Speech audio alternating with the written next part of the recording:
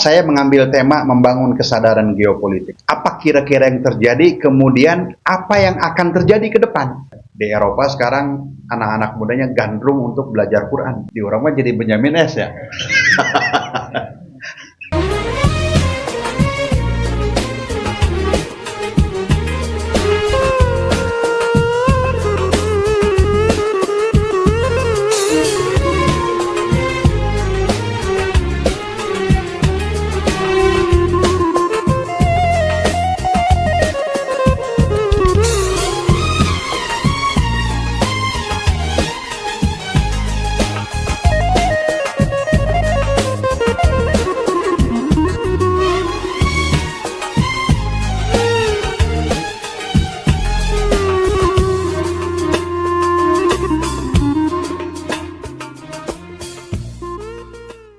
Kan sekarang disebutnya orang orientalis, ya kan? Orientalis itu kan mengkaji tentang Islam, tujuannya untuk mencari kelemahan Islam. Jauh sebelum orang orientalis, ulama-ulama dulu sudah mengkaji tentang agama-agama yang ada. Ada kitab namanya Al-Milal wan Nihal. Jadi kajian tentang agama Buddha, bisa jadi agama Buddha itu yang disebut dengan Buddha Siddhartha Gautama itu mungkin Nabi Zulkifli katanya. Sangat mungkin gitu. Sok tinggali ya. Kalau ada yang pernah lihat Siddhartha Gautama Buddha sare, kan pakai tangan kanan ya. Terus lihat kenapa dia botak, pakai baju umroh, kan warna koneng gitu. Itu kan orang lah habis pulang haji, pulang umroh itu kalau dibotak. Karena semua nabi dan rasul pasti itu melaksanakan haji dan umroh ke Baitullah. Karena ini adalah ajaran semua nabi. Nabi Daud itu pasti haji dan umroh ke Baitullah. Gitu. Semua nabi pasti haji dan umroh ke Baitullah. Gitu. Kenapa? Karena memang ini dari Nabi Ibrahim alaihissalam setelah membangun Ka'bah diwajibkan ke sana. Gitu. Artinya sangat mungkin bahwa, ya, cuma memang ini kan perlu ada pengkajian yang sangat detil. Gitu. Tapi kata para ulama mungkin gitu. Jadi ulama-ulama dulu sudah mengatakan itu. Nah sekarang masalah dalam kitab kitab agama Hindu tentang nubuat Rasul itu ada. Ya. Ada yang pernah baca buku Sirah Nabawiyah Syekh Sofiyur Rahman Al-Mubarakpuri. Ini Syekh Sofiyur Rahman Al-Mubarakpuri ulama dari India. Dia menulis kitab Sirah Nabawiyah yang memenangkan hadiah Malik Faisal. Itu sudah banyak terjemahan di Indonesia. Nah, ulama ini Syekh Sofiyur ini orang India, ya. Dia di India membuat satu tim yang mengkaji tentang kitab Weda, gitu. Ya, Ayurveda. Weda itu ada 4. Dikaji kitabnya. Nah, ternyata hasil dari kajian mereka menghasilkan kesimpulan bahwa ya, kitab Weda ini ya, bisa jadi itu dulunya adalah kitab suci yang memang datang dari Allah Subhanahu. Kenapa? Karena di sana disebutkan tentang nubuat kedatangan Rasulullah dengan sangat detail. Itu ada hasil bukunya ditulis. Ya. Wa innaka la'ala khuluqin azim itu disebutkan. Jadi kitabnya, ya, beliau menulis kitab dengan tim ulama di India ya, tentang Rasulullah SAW disebutkan sifat-sifatnya dengan sangat detail di kitab Weda. Ya. Namanya itu disebutnya Avatar. Kalki Avatar. Aya filmnya. Avatar naik naon, Pak? Dia punya kendaraan kan? Itu kendaraan buruk yang digambarkan di dalam Al-Quran, di dalam hadis Rasulullah SAW, itu disebutkan di dalam kitab Weda itu. Bahwa Nabi, orang yang dijanjikan itu, ya, orang suci, ya, manusia terpuji dalam bahasa Al-Quran, Pak. Muhammad Sallallahu Alaihi Wasallam. Jadi disebutnya manusia terpuji itu ya Rasulullah Muhammad Sallallahu Alaihi Wasallam. Artinya kajian-kajian tentang ini memang luar biasa. Nah, jadi jamaah sekalian ini kembali kepada tadi bahwa Rum itu adalah nama dari keturunan Nabi Ishaq. Ya. Nah, orang-orang Romawi ini memang agak istimewa. Ya. Nah, Rasulullah SAW menyebutkan bahwa ya, di dalam salah satu hadis, ya, ini hadisnya menarik. Ya, dan ini juga nanti akan terkait dengan masalah akhir zaman. Karena orang-orang Romawi ini nanti di akhir zaman mereka akan masuk Islam, ya.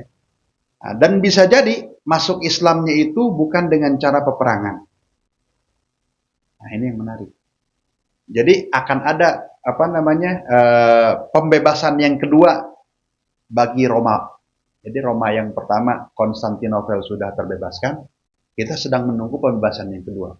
Kalau kata Syekh Yusuf Al-Qaradawi, ya, bisa jadi pembebasan yang kedua ini bukan dengan senjata, tapi dengan ilmu. Gitu. Nah ini kan fenomenanya yang sekarang ada. Ya. Mungkin Ustaz Fajar pernah ngisi ya, ngejelasin tentang fenomena-fenomena orang-orang di Eropa yang masuk Islam gara-gara perang Gaza sekarang. Itu kalau kita lihat ya, di Eropa sekarang anak-anak mudanya gandrung untuk belajar Quran. Ya, tanggal 20 November kemarin Guardian, salah satu media terkemuka di Inggris, mencatat reportase ya, tentang satu tren baru di kalangan anak-anak muda di Eropa, mereka belajar Quran.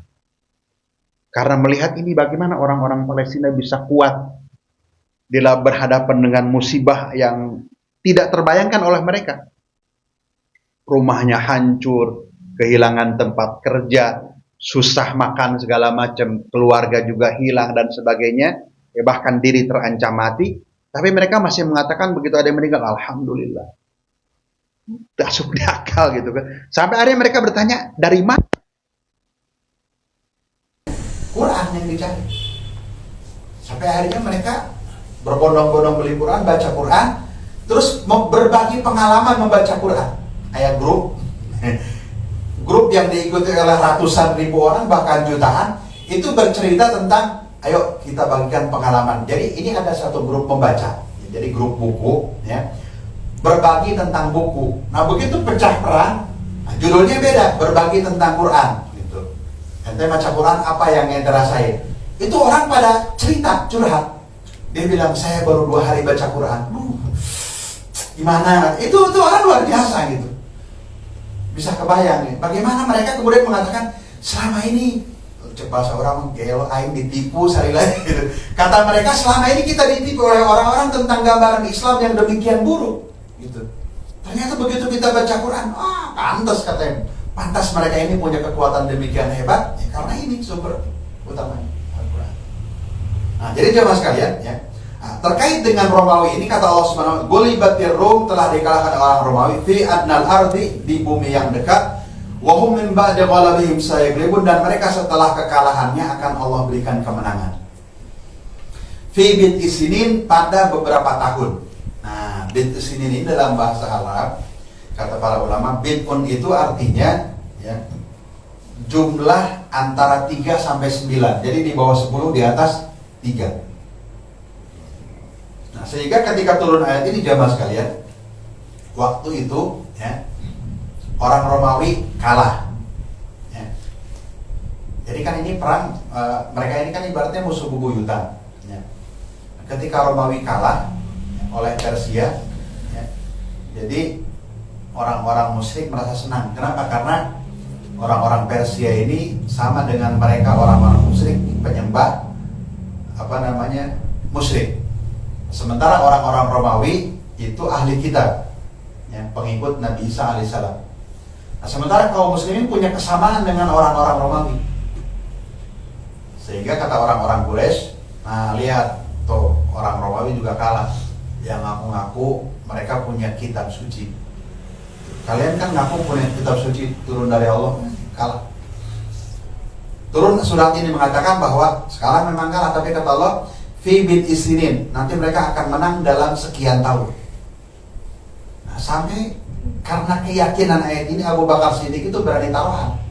Dulu belum diharamin taruhan, Pak. Judi belum diharamkan. Ayo kita taruhan, gitu. 5 tahun. Kata Rasulullah, kenapa taruhan 5 tahun? Tambah, jangan 5 tahun, 10 tahun. Gitu. Jadi begitu ini kan sebelum hijrah ya. Kira-kira antara 7 tahun 5 tahun sebelum hijrah. 5 tahun sebelum hijrah. Karena 6 atau 5 tahun sebelum hijrah. Karena kemenangan orang Romawi ini terjadi nanti ketika kaum muslimin menang di perang Badar. Jadi ketika kaum muslim menang di perang Badar, ya, orang-orang Romawi menang. Maka kata Allah, "Fayawma idzi yafrahul mu'minun." Orang-orang mukmin lagi senang juga. Habis menang di perang Badar, mereka dapat berita bahwa orang-orang Romawi menang. Gitu. Jadi kurang lebih jarak antara kekalahan dengan kemenangan itu sekitar 8 atau 9 tahun. Berarti kan kalau 8 atau 9 tahun, perang Badar itu tahun kedua Hijriah. Berarti kalau misalnya 8 tahun, 6 tahun sebelum hijrah surat ini turun berarti. Ya. Jadi surat ini turun 6 atau 7 tahun sebelum Rasulullah hijrah. Jadi kalau 9 tahun berarti kan 7 tahun sebelum hijrah. 7 tahun sebelum Rasulullah hijrah, ya, Rasulullah itu hijrah setelah dakwah di Mekah 13 tahun. Berarti kan kalau 13 tahun dikurangi 7 berapa? 5. Berarti 5 tahun dari Rasulullah diangkat jadi Nabi. Jadi 5 atau 6 tahun Rasulullah diangkat jadi Nabi, turun surat ini. Kondisi umat Islam gimana? Lagi dikejar-kejar, ya kan? Kondisi umat Islam saat itu gimana? Sedang dalam kondisi susah. Tapi Allah menggambarkan, jangan takut. Ya. Lillahil amru min qablu wa min ba'du. Nah, jadi jamaah sekalian, kata Allah Subhanahu wa taala, ya, fi bid isinin, pada beberapa tahun, ya, persisnya nanti 9 tahun. Ya.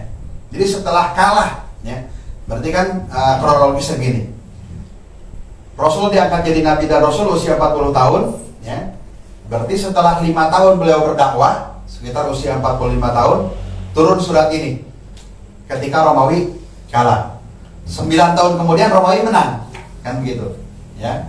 Jadi ketika Romawi kalah, umat Islam juga dalam kondisi yang masih susah. Tapi Allah gambarkan itu nggak lama lagi, jaraknya tidak sampai 10 tahun, pasti Allah berikan kemenangan. Dan ketika Allah berikan kemenangan, ya, kalian juga dalam kondisi senang. Artinya apa? Allah sudah memberikan bahwa umat Islam tidak berpihak kepada Persia. Ya. Jadi pas lagi taruhan nih, rek milih MU apa rek misalnya orang mana yang kan mana cina pemain Muhammad Salah, Muhammad Salah ya di mana, atau pemain Muslim itu kan kadang-kadang menjadi salah satu inilah ya. Gitu. Nah jadi jamaah sekalian, nah ini kalau kita berbicara tentang kembali lagi tentang geopolitik, bagaimana umat Islam itu memahami dan memantau kondisi, dan memang kalau kita lihat jamaah sekalian, ya, ini satu hal yang menarik. Jadi kaum muslimin itu, ya, ketika di Mekah, memang orang-orang Mekah punya tradisi berdagang. Nah, dagangnya itu musim dingin dan di musim panas. Ya. Kalau musim dingin itu ke Yaman, musim panas ke Syam. Gitu. Jadi yang dimaksud di Syam itu, ya, itu ke Palestina. Jadi Palestina memang sudah negara atau sudah negeri yang sudah sangat lama dikenal. Ya, bahkan yang disebut dengan Gaza sekarang ini jamaah sekalian, ini juga menarik karena Gaza ini adalah tempat wafatnya kakek Rasulullah SAW yang bernama Hashim. Makanya Gaza itu di kalangan orang-orang disebut dengan Gaza Hashim. Kenapa? Karena kakek Rasulullah yang namanya Hashim ini, jadi Nabi Muhammad SAW bin Abdullah bin Abdul Muttalib bin Hashim bin Abdi Manaf. Jadi kakek Rasulullah yang namanya Hashim ini adalah orang yang mempelopori perdagangan ke luar negeri. Gitu. Ini kakek Rasulullah, Hashim itu. Nah Hashim itu meninggal justru ketika beliau dagang di Gaza. Dan kanon katanya dimakamkan di sana. Sehingga Gaza itu di kalangan orang-orang yang disebut dengan Gaza Hashim. Kenapa? Karena di sanalah tempat wafatnya kakek Rasulullah yang bernama Hashim. Jadi ikatannya dengan umat Islam sebetulnya kuat. Nah, jadi jemaah sekalian, ya, Allah Subhanahu wa taala menjelaskan di sini wa'adallahi la yukhlifullahu wa'dah. Ya, janji Allah dan Allah tidak mengingkari janjinya. Nah, ini yang menarik bahwa ketika terjadi peperangan antara Persia dan Romawi, ya, Persia itu lebih kuat daripada Romawi. Ya, Imam Ibnu Katsir sebetulnya menceritakan dengan sangat detail dalam tafsirnya. Ya. Tapi ringkasnya begini, ya, bahwa bagaimana Romawi ini bisa menang. Gitu.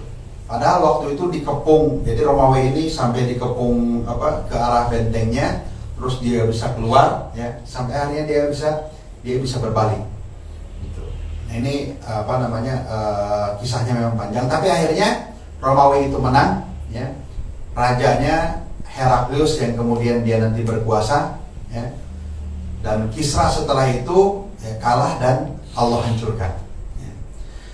Nah pelajaran yang dapat kita petik dari ayat ini atau dari surat Ar-Rum ini yang menjelaskan kepada kita tentang bagaimana pemahaman setiap muslim, ya, terhadap pemahaman geopolitik yang terjadi di sekitarnya, ya.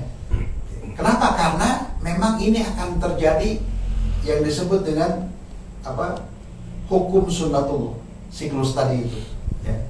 Kalau kemarin saya menjelaskan tentang siklus 40 tahun, ya, yang Syekh Ahmad Yasin, ya. Nah ini juga jamaah sekalian, ya, yang juga perlu kita pahami bahwa memang Allah Subhanahu Wa Taala, ya, itu berjanji dalam Al-Quran, wa tilkal ayyamu nudawiluha bainan nas. Demikian hari itu kami pergulirkan di antara manusia. Ya. Ini juga perlu kita pahami. Ya. Saya waktu itu ketika ketemu dengan beberapa orang-orang Saudi, ya, mereka cerita. Ini Indonesia harusnya punya kepercayaan diri yang kuat. Kenapa? Ya, dulu kata mereka itu tahun 60-an kalau datang orang Indonesia, itu orang-orang Saudi di sana rebutan ngayekeun ieu teh. Yang namanya paspor tuh diawur-awur, saya mah yang jadi orang Saudi katanya. Kan Saudi ini baru mendapatkan puncaknya tahun 70-an ketika keluar minyak, ya kan? Jadi kalau kita melihat sebetulnya ya bangsa Indonesia ini bangsa yang luar biasa sebetulnya gitu. Artinya ya kembali kepada teori tadi itu, ya, bahwa kepemimpinan itu bisa berganti, ya. Nah Islam ini kan sudah melampaui beberapa bangsa gitu, dari mulai di Timur Tengah, ya kan, terus Timur Tengah ini sudah pindah-pindah. Dulu ibu kota Islam itu di Madinah, terus pindah ke Irak, pindah lagi ke Damaskus, pindah ke Baghdad lama, terus sempat di Mesir, ya. Setelah itu di Andalusia juga ada, itu kan berbarengan. Terus pindah ke Konstantinopel atau ke Istanbul, dan itu lama, ya. Artinya bahwa Islamnya tetap, tetapi para pemimpinnya ini yang berganti. Jadi Islam ini memang Allah jamin dia akan tetap ada. Gitu. Nah, tetapi pemikulnya ini yang bisa jadi berganti-ganti. Jadi kalau misalnya kita lihat hari ini dengan kondisi yang ada, misalnya Palestina dan Israel. Kalau misalnya kita bertanya dengan negara-negara Arab di sekitar Palestina, itu kita sudah tidak bisa berharap, ya kan? Mau mengharapin siapa? Paling yang sekarang ini masih punya peranan itu Qatar, yang kemarin menjadi salah satu negosiator pelepasan sandera. Tapi negara-negara yang lain ini relatif susah gitu. Nah maka pertanyaannya, untuk kebangkitan dunia Islam ini salah satu harapan besarnya Indonesia sebetulnya. Gitu. Bagaimana Indonesia ini punya peranan besar di dalam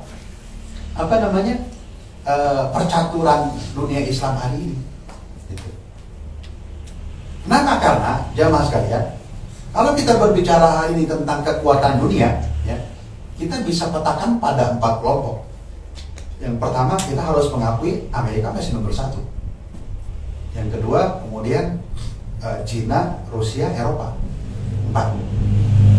Pertanyaannya, siapa yang menjadi perwakilan dunia Islam? Nah maka harus ada perwakilan dunia Islam sebagai kekuatan kelima. Gitu. Sehingga ketika orang-orang itu akan menetapkan satu persoalan tentang dunia, mereka tidak bisa ketok palu sebelum kekuatan Islam hadir di situ. Jadi bahasa gampangnya gini lah. Ini kalau PBB sidang, itu sidang nggak bisa dimulai kalau Indonesia canaya dirinya. Kenapa? Karena ini keputusan nggak bisa. Gitu. Sebelum ada kita di situ. Jadi jangan sampai kemudian umat Islam menjadi korban kekuatan. Nah, dan itu potensinya ada. Gitu. Potensinya ada. Bagi kita di bangsa Indonesia sebagai kekuatan umat Islam terbesar, ya. Dan hari ini relatif, ya, bangsa Indonesia ini dengan soliditas yang ada, ya, persatuan yang ada, ya, dan Islamlah yang menyatukan bangsa Indonesia. Gitu. Nah, kita ini sebetulnya punya peranan besar. Kenapa? Karena kita akan memasuki siklus perubahan 100 tahun. Kalau dulu misalnya kehilafahan Turki Utsmani tahun berapa? 1924, ya kan? 100 tahun. Gitu. Berarti apa? Ini kan siklus 100 tahun akan terjadi. Bicara perang dunia pertama, perang dunia kedua, lah inilah sekarang saat-saatnya. Gitu. Pergolakan-pergolakan itu akan terjadi. Jadi memang ke depan ini 5 tahun ke depan atau sampai 10 tahun ke depan akan banyak terjadi patahan-patahan peradaban yang nanti akan menimbulkan pergeseran-pergeseran kekuatan baru. Bisa jadi gitu. Ke depan itu ada beberapa negara yang akan hilang. Dulu kita tahu ada namanya negara Yugoslavia. Sekarang sudah nggak ada negaranya.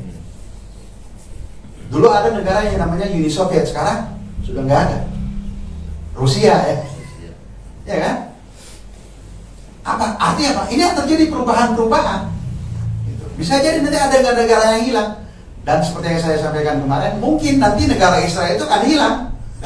Salah satu negara yang akan jadi negara yang hilang. Nah, tinggal bagaimana kita memainkan peranan itu sebagai bangsa Indonesia, bangsa yang besar, menjadi salah satu kekuatan besar. Nah, salah satunya dari cara kita memahami, ya, geopolitik, kekuatan-kekuatan politik di sekitar kita.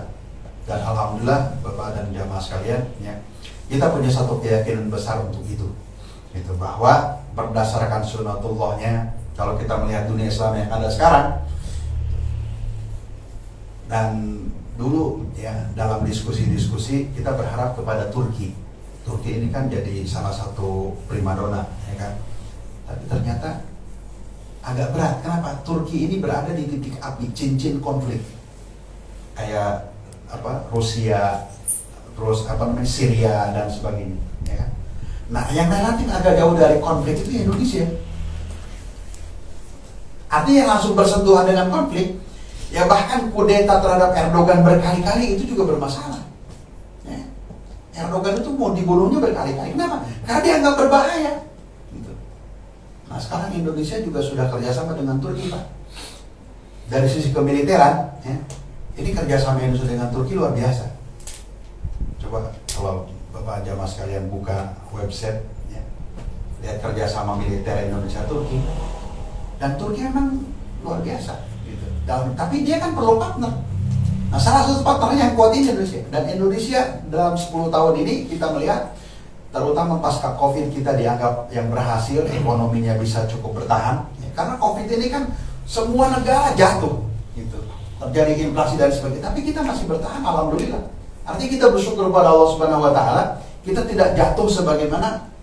Dan artinya kita baru bangkit dari COVID ini kan, setelah 2-3 tahun yang lalu. Kita bisa bertahan dan kita berharap bahwa soliditas ini yang bisa membawa Indonesia keluar dari krisis, bahkan bukan hanya keluar dari krisis, tapi bisa mampu mewakili dunia Islam di kancah internasional. Sekarang pertanyaannya, begitu ada Rohingya diserang Indonesia, jangan kayak kemarin, artinya cuma ngomong begitu saja gitu kan, tapi kita bisa lebih dari itu. Caranya bagaimana? Nah, memang harus ada 3 poinnya. Yang pertama, ekonomi harus kuat. Yang kedua, militer. Dan yang ketiga, teknologi. Fondasi ekonomi sudah lumayan. Militer ini sekarang alhamdulillah kita sudah mulai beranjak bagus. Gitu. Indonesia beberapa tahun yang lalu itu peringkatnya di 16. Sekarang sudah naik ke peringkat 13. Dari sisi kekuatan militer. Ya. Dan itu memang luar biasa. Ya. Harus diakui, ya. Apalagi kalau kemudian kita bisa naik lebih jauh lagi. Tapi dari mana? Ya, dari ekonomi, kemudian dari penguasaan teknologi dan militer. Ini memang salah satu kunci. Tapi di atas itu semua adalah modal yang paling besar, soliditas bangsa ini yang tidak boleh. Kenapa? Karena ada orang yang mau mecah-mecah. Itu kondisi sangat sangat terbuka. Sehingga ini salah satu anugerah besar bagaimana bangsa Indonesia masih bisa menyatu, jamaah sekalian. Ya. Nah, sementara faktor-faktor untuk pecahnya sangat mudah. Kenapa? Kita ada beda-beda pulau. Kalau bikin negara-negara kan memang paling gampang. Dibandingkan dengan model Cina, model Amerika, yang itu bukan kepulauan tapi kontinental kan. Ya. Satu daratan. Kita ini nggak satu daratan. Pulau aja sekarang masih banyak yang belum dihuni kan. Ada 17.000 pulau. Lobakannya no candingarana. Untuk mau daftar ngasih nama pulau bisa. Kenapa? Karena saya biasa nerangin ini kepada mitra-mitra kerja di luar negeri. Kita kasih tahu. Ini Indonesia, ya, saya bilang hampir 2 juta kilometer persegi, ya, punya 17.000 pulau, yang dinamai baru 8.000. Masih banyak yang belum dikasih nama pulau. Dan memang itu betul. Kita punya pulau yang banyak, kemudian sumber daya dan sebagainya. Dan ini adalah hal-hal yang luar biasa. Baik, hadirin jamaah sekalian, ini saya ingin membangkitkan optimisme di antara kita semua bahwa di tengah percaturan kancah geopolitik yang sekarang ini terjadi, peranan Indonesia ini sebetulnya menjadi peranan yang sangat sentral. Ya, tinggal bagaimana terus kita optimis membangun, ya, dan kita punya cita-cita besar menjadikan Indonesia sebagai salah satu kekuatan besar dunia. Supaya apa? Supaya kita bisa menjadi juru bicara dan perwakilan umat Islam yang membela hak umat Islam di kancah internasional. Baik, itu barangkali jamaah sekalian, mudah-mudahan tidak puas. Kalau puas ngajinya selesai, nggak ngaji lagi. Kalau ada tambahan atau ada pertanyaan, saya persilahkan.